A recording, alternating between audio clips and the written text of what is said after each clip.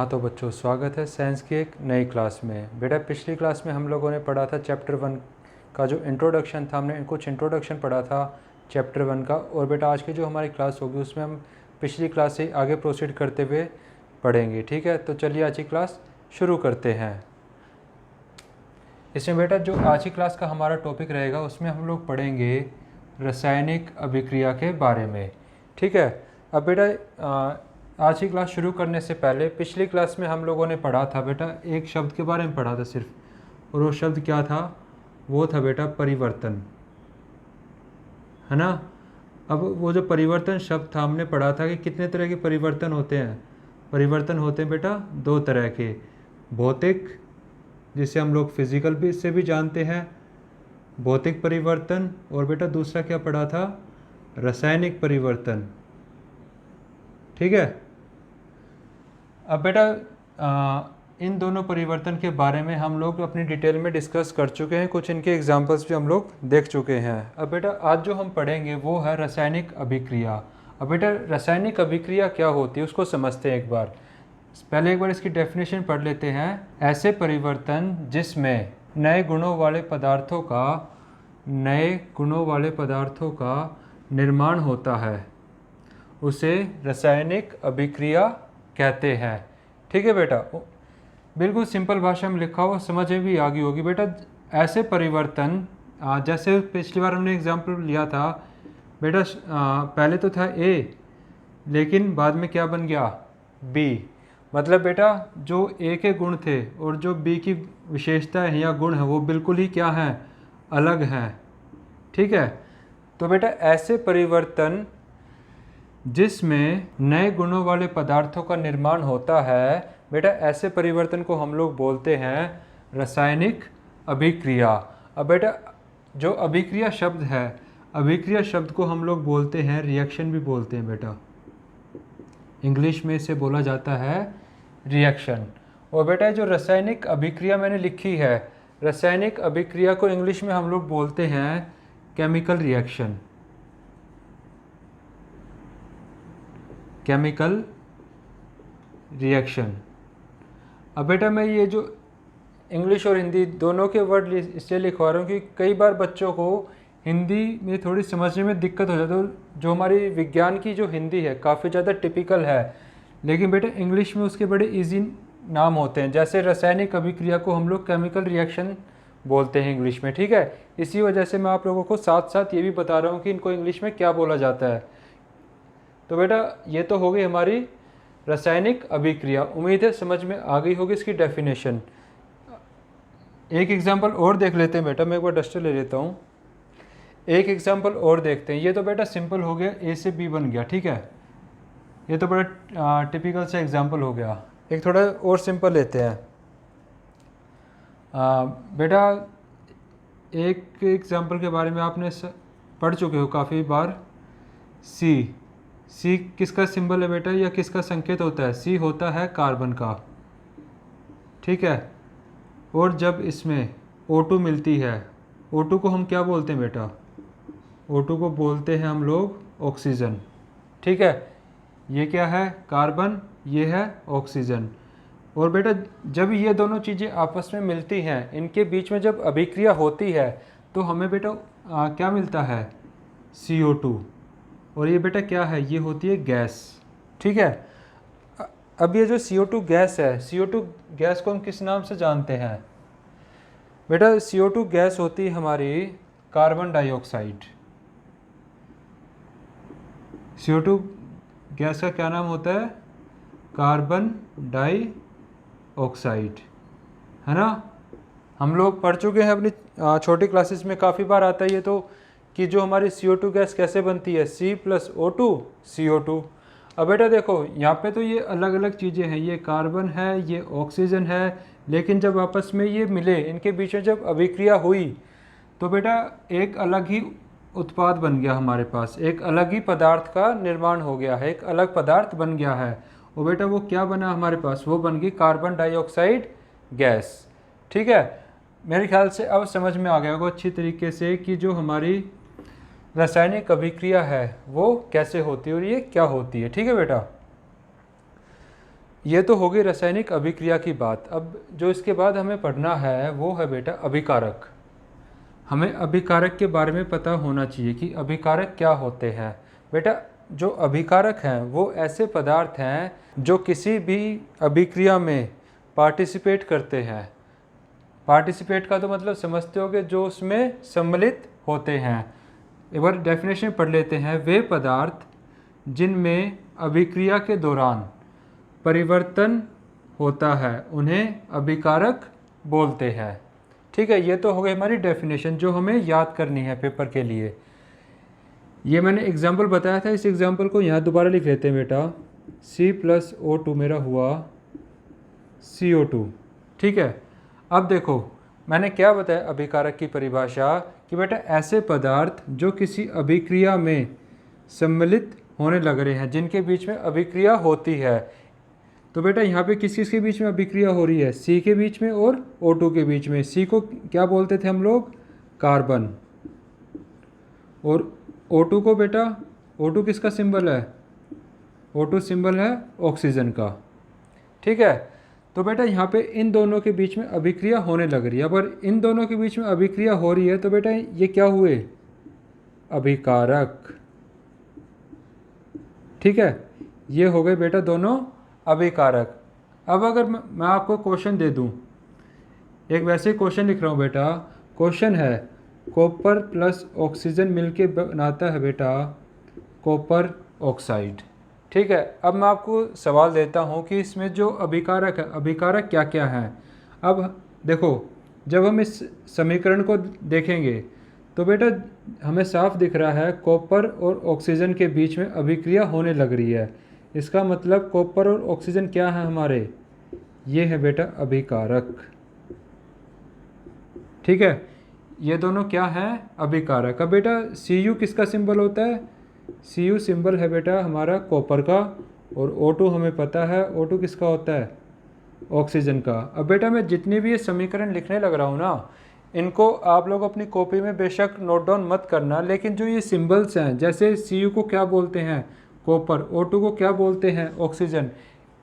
इन symbols को ज़रूर याद रखना आप लोग। ठीक है, क्योंकि आगे जैसे जैसे हम दूसरे चैप्टर्स में पढ़ेंगे ये सिंबल्स काफ़ी ज़्यादा इस्तेमाल में ही होंगे। ठीक है, ये तो होगी बेटा हमारे अभिकारक की परिभाषा। उम्मीद है मुझे कि अभिकारक आपको समझ में आ गया होगा। अब बेटा उसके बाद जो हमें डिस्कस करना है वो है बेटा उत्पाद, कि उत्पाद क्या होता है। बेटा उत्पाद शब्द हम सब जानते हैं, जो चीज़ हमें फाइनल मिलती है उसे हम लोग बोलते हैं उत्पाद। ठीक है, पहले एग्जाम्पल से समझ लेते हैं, फिर परिभाषा पढ़ लेंगे ताकि आपको अच्छे से समझ में आ जाए परिभाषा। अब बेटा देखो C+O2 के बीच में आपस में अभिक्रिया हो रही थी तो इनको बोल दिया बेटा अभिकारक। ये तो हो गए अभिकारक। अब देखो इन दोनों के आपस में मिलने से हमें क्या मिल रहा है बेटा? हमें मिल रही है हमारी कार्बन डाइऑक्साइड गैस। CO2 को बोलते हैं कार्बन डाइऑक्साइड गैस। अब बेटा ये इन दोनों के मिलने से अगर हमें मिलती है तो बेटा ये क्या हुआ? ये हो गया उत्पाद।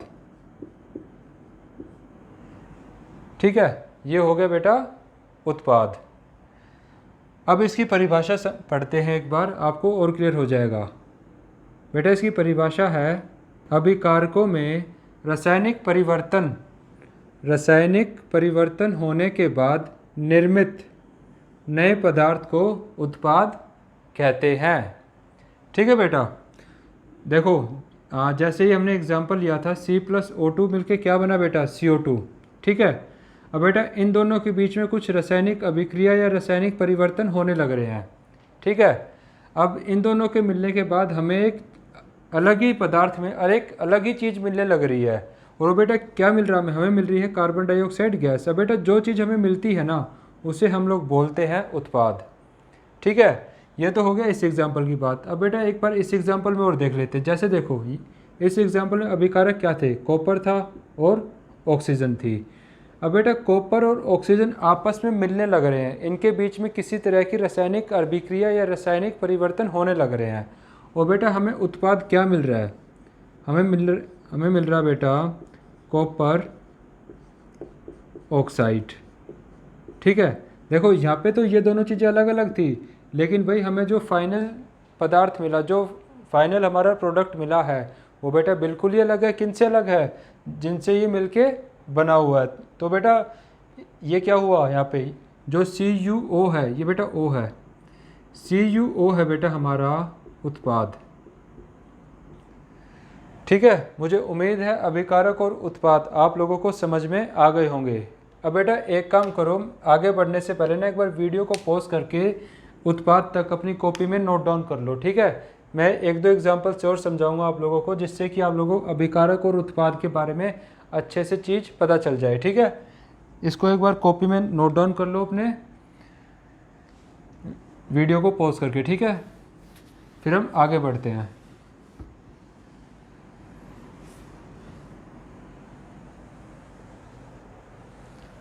अभिकारक भी हटा देते हैं, ये समझ में आ गया है। अब बेटा एक दो एग्जाम्पल और देखते हैं। ठीक है, एक तो देखो यहीं पे लिखा हुआ है, इसको और देख लेते हैं।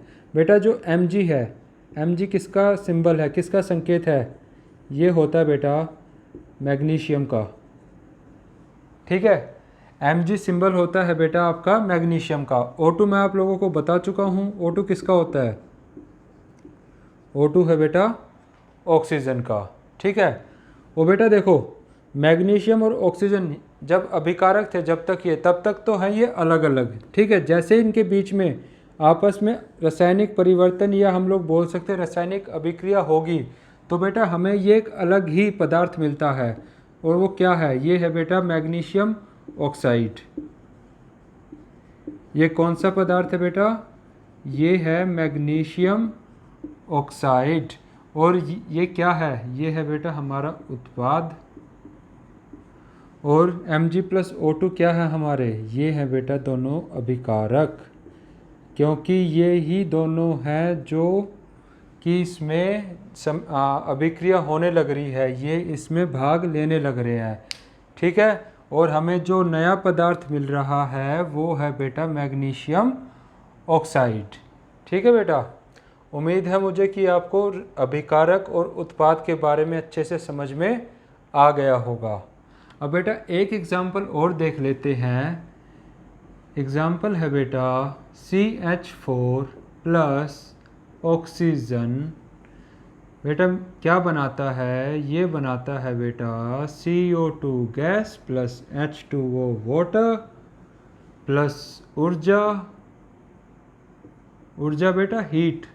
ठीक है, ऊर्जा बोल सकते हो, ऊष्मा बोल सकते हो।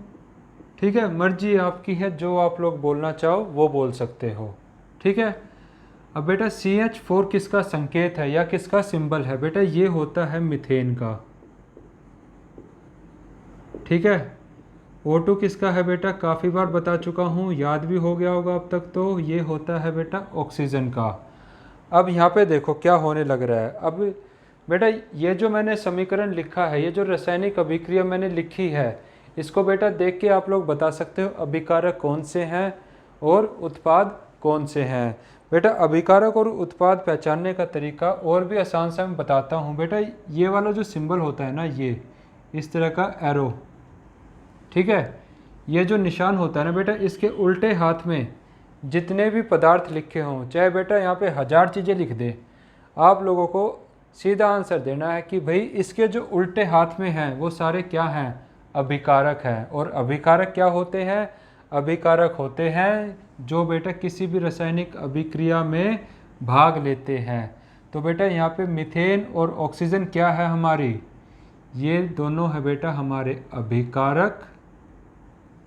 ठीक है, और बेटा देखो यहाँ पे क्या क्या बन रहा है, कितनी सारी चीज़ें बन रही हैं। CO2 क्या है हमारी?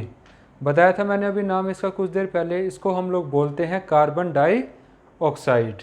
ठीक है, ये है बेटा हमारी कार्बन डाइऑक्साइड। अब भाई H2O, बड़ा खतरनाक सा नाम आया है बेटा। ये फॉर्मूला होता है हमारे वाटर का। वाटर को हिंदी में क्या बोलते हैं? जल। एक नाम और है बेटा पानी। ठीक है, इतने सारे नाम इससे लिख रहा हूँ क्योंकि कई बार बच्चे क्या कहते हैं, सर हम तो आप हिंदी मीडियम पढ़ा रहे हो लेकिन नाम तो इंग्लिश मीडियम चल रहे हैं। अरे मेरे शेरों, जो ऑक्सीजन है ना, ऑक्सीजन को हिंदी में भी ऑक्सीजन ही बोलोगे, अंग्रेजी में भी ऑक्सीजन ही बोलोगे। जो ये CH4 है, ये जो मीथेन है ना, अंग्रेजी में भी मीथेन है और हिंदी में भी मीथेन ही रहेंगे। जैसे और भी बाकी जो मैंने पदार्थों के नाम लिखे हैं, ये मत कहना सर आपने तो इंग्लिश में लिख दिए। बेटा इंग्लिश और हिंदी में नाम एक जैसे ही हैं, मर्जी आपकी है, आप लोग उसे हिंदी में लिखना चाहते हो या इंग्लिश में लिखना चाहते हो, नंबर नहीं कटेंगे आप लोगों के, बेशक हिंदी मीडियम में हो। और बेटा काफ़ी सारे बच्चे हैं शौकीन हिंदी के, भाई लिखना है तो लिख लो आप लोग, क्योंकि मेरे को तो बड़ी भारी लगते हैं नाम लिखने में। ऑक्सीजन ऐसे लिखोगे आप, ऑक्सीजन, चलो ये तो छोटा सा था। CO2 को लिख लो, CO2 को कैसे लिखोगे, कार्बन डाई ऑक्साइड। भाई मेरे को तो सही बताऊँ हिंदी से लगता है डर इतने खतरनाक शब्दों में, ना मैं कभी लिखता। और बच्चों को भी यही कहता हूँ, भाई ये नाम तो अपने इंग्लिश में लिख लिया करो, क्योंकि इतनी इंग्लिश तो हम सबको आती ही है कि जो ये शब्द हैं इनको हम इंग्लिश में लिख पाएँ। ठीक है बेटा। अब देखो ये जो निशान बना ना, ये ऐसा निशान बना, इसके सीधे हाथ में जितने भी हमारे पदार्थ होंगे बेटा वो सारे क्या होते हैं, वो सारे होते हैं उत्पाद। ठीक है, समझ गए। उत्पाद और अभिकारक में अंतर बताना कि कौन से अभिकारक हैं और कौन से उत्पाद हैं। इस निशान को देख लेना, हर किसी समीकरण में देख लेना, कभी गलत नहीं होगे। इसके उल्टे हाथ में जितने हैं वो सारे क्या हैं, अभिकारक हैं। इसके सीधे हाथ में जितने हैं वो सारे क्या हैं, उत्पाद हैं। ठीक है बेटा, मेरे ख्याल से अब तो अच्छे से पिक्चर क्लियर हो गई होगी आप लोगों के दिमाग में कि उत्पाद क्या है, अभिकारक क्या है और रासायनिक अभिक्रिया क्या थी। ठीक है, ये जितने भी चीज़ें लिखवा रहा हूँ ना कॉपी में साथ साथ लिखते रहना वीडियो को पॉज करके। कभी बाद में बोलो सर आपने ये नहीं बताया जब क्वेश्चन आंसर डिस्कस करें। बेटा सारी चीज़ें बता रहा हूँ, क्वेश्चन आंसर भी इन्हीं में से बना के दूंगा आप लोगों को। ठीक है, इसको रब कर देते हैं, उसके बाद ये अपना लास्ट पॉइंट और समझते हैं। ठीक है, बाकी सब कुछ मिटा देते हैं, बड़ा होच पोच हो गया है, समझ में नहीं आ रहा कहाँ पे क्या लिखा हुआ है। चलो भैया हो जाओ ख़त्म सारे आलतू फालतू चीज़ें। अब बेटा आज की क्लास का लास्ट पॉइंट हमारा समझना बचा हुआ है। ठीक है, अब बेटा वो लास्ट पॉइंट क्या है कि जब रासायनिक अभिक्रिया होंगी तो बेटा पदार्थ में किस तरह के बदलाव हो सकते हैं। ठीक है, एक बार इनको देख लेते हैं एक एक करके। बेटा सबसे पहले हो सकता है रंग में परिवर्तन। कई बार क्या होता है बेटा, इनके जो प्रॉपर एग्जांपल्स हैं वो बेटा मैं अगली क्लास में कराऊँ। जैसे जैसे चैप्टर में आगे बढ़ेंगे ना, मैं आप लोगों को हर एक का एग्जांपल बताता जाऊंगा। ठीक है, अभी के लिए बस सिंपल चीज़ें समझ लेते हैं, ये कैसे कैसे परिवर्तन होता है। ठीक है, मान लिया बेटा हमारे पास कोई अभिकारक है और उसका नाम हमने रख दिया X रख दिया। ठीक है, ये बेटा क्या है, अभिकारक है हमारा। और बेटा जो जब इसमें रासायनिक अभिक्रिया हुई, कुछ भी हो जाए, ये टूट जाए, मर जाए, कुछ हो जाए, इसमें हमें उत्पाद क्या मिला बेटा, उत्पाद मिल गया Y। ठीक है, अब बेटा रंग में परिवर्तन कैसे होगा, मान लिया बेटा इसका रंग है नीला और बेटा रासायनिक अभिक्रिया होने के बाद जो नया पदार्थ मिला हमें वो हो गया बेटा सफ़ेद। ठीक है, ये तो हो गया बेटा पहली चीज़ कि किस तरह का बदलाव हो सकता है रंग में परिवर्तन का। अब बेटा दूसरा है अवस्था में परिवर्तन। अब बेटा किसी भी पदार्थ की अवस्था, अगर मैं बात करूं अवस्था की, तो मेरे शेरों किसी भी पदार्थ की अवस्था कितनी तरह की हो सकती है, 3 तरह की, है ना। सबसे पहली क्या होगी, ठोस अवस्था। दूसरी कौन सी होती है बेटा, द्रव। और तीसरी कौन सी होती है, गैस। ठीक है, और कुछ महान इंसान होंगे कि सर ठोस को क्या बोलते हैं, द्रव क्या होता है और गैस क्या होती है। बेटा अंग्रेजी में बोलते हैं इनको सॉलिड, द्रव होता है लिक्विड और गैस तो बेटा गैस ही होती है, चाहे आप उसे अंग्रेजी में बोल लो या फिर हिंदी में बोल लो। ठीक है, सॉलिड का एग्जाम्पल भी चलो साथ साथ कर लेते हैं बेटा। इसका एग्जाम्पल हो गया ईंट, ठोस है ना ईंट, तो ये इसका एग्जाम्पल हो गया। बेटा लिक्विड का एग्जाम्पल क्या हुआ, पानी, है ना। वो बेटा गैस तो बेटा सभी छोड़ते हैं, वो भी गैस ही है। लेकिन यहाँ पे हम पढ़ रहे हैं तो कुछ पढ़ाई लिखाई की बात कर लेते हैं। उदाहरण में लिख रहे हैं बेटा ऑक्सीजन, ठीक है, ये होगी बेटा ऑक्सीजन। अब देखो जब भी रासायनिक अभिक्रिया होगी तो बेटा इन चारों में से किसी भी तरह का बदलाव हो सकता है, ज़रूरी नहीं है कि ये चारों एक साथ हों, इनमें से कोई एक परिवर्तन जरूर होगा। तो बेटा दूसरा केस क्या था कि उनकी अवस्था में परिवर्तन हो जाए। अब बेटा अगर इसका एग्जाम्पल मैं लूँ, इसका एग्जाम्पल तो बेटा सबसे बढ़िया है बर्फ़ का, है ना। जब हम फ्रिज में पानी को जमा देते हैं तो बेटा जब बर्फ़ कैसी होती है, बर्फ़ तो होती है ठोस। जैसे ही बेटा बर्फ़ को फ्रिज से बाहर निकालते हैं वो हो जाती है गर्म, और बेटा वो क्या बन गया, पानी। और बेटा पानी किस तरह की अवस्था है, द्रव की। तो देखो ठोस से बन गया द्रव, हो गया ना, अवस्था में परिवर्तन हो गया। तो बेटा ये केस भी हो सकता है। अब बेटा उससे अगला केस है तापमान में परिवर्तन। अब बेटा तापमान में परिवर्तन कैसे हो रहा है, तापमान में परिवर्तन जो हमारे अभिकारक या उत्पाद हैं बेटा, या तो उनके तापमान घट जाएंगे या फिर उनके तापमान बढ़ जाएंगे, ठीक है। अब बेटा इसका जो एग्ज़ाम्पल है, इसका एक एग्ज़ाम्पल बताता हूँ मैं आप लोगों को, कैल्शियम ऑक्साइड प्लस H2O, ठीक है, ये बनाता है बेटा हमारा कैल्शियम हाइड्रोक्साइड। बेटा ये वाली जो रासायनिक अभिक्रिया है ना, इसको हम लोग प्रैक्टिकल भी करके दिखाएंगे, आपके स्कूलों में प्रैक्टिकल होगा इसका। इस अभिक्रिया से होने के बाद क्या होता है, इसे बोलते हैं बेटा कैल्शियम ऑक्साइड। कैल्शियम ऑक्साइड होता है बेटा ये। H2O क्या होता है, H2O होता है बेटा वाटर, ठीक है। और इसको क्या बोलते हैं, इसे बोला जाता है बेटा कैल्शियम हाइड्रोक्साइड, ठीक है। ये होता है बेटा कैल्शियम हाइड्रोक्साइड। अब देखो जब ये जो कैल्शियम ऑक्साइड है इसमें जब आप लोग पानी मिला दोगे बेटा, जैसे ही पानी मिलाओगे इसका जो टेम्परेचर है, टेम्परेचर बोल लो या तापमान बोल लो बेटा, ये क्या होता है, ये बढ़ जाता है, ठीक है। जब प्रैक्टिकल करेंगे ना आप लोगों को दिखाएंगे इसका तापमान बढ़ जाता है, ठीक है। और बेटा कुछ अभिक्रियाएं ऐसी भी हैं जिसमें जब ये अभिकारक थे उस समय तक तो तापमान कुछ और था, और लेकिन जब हमें उत्पाद मिला उसका तापमान कम भी हो जाता है कई बार, ठीक है। ये हो गया। अब बेटा अगला है गैस का मुक्त होना, ठीक है। अब भाई देखो गैस का मुक्त होना, ये है इसका लास्ट केस। इसका एग्जाम्पल देख लेते हैं बेटा, एक एग्जाम्पल इसका भी करके देखते हैं भाई गैस कैसे बनने लग रही है, ठीक है। अब बेटा कोई भी धातु ले लेते हैं, फॉर एग्जाम्पल कौन सी लोगे, आयरन ले लो, आयरन नहीं आप ले लो जिंक। जिंक होता है बेटा Zn, Zn इसका सिंबल होता है, ठीक है। और इसके अंदर आप लोग मिला दो H2SO4।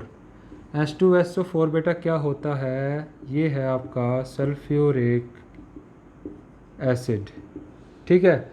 जैसे ही बेटा इन दोनों में अभिक्रिया होगी तो उत्पाद क्या बनेगा, उत्पाद बनेगा zinc sulphate plus H2 gas. बेटा H2 क्या है, हाइड्रोजन गैस है आपकी, ठीक है।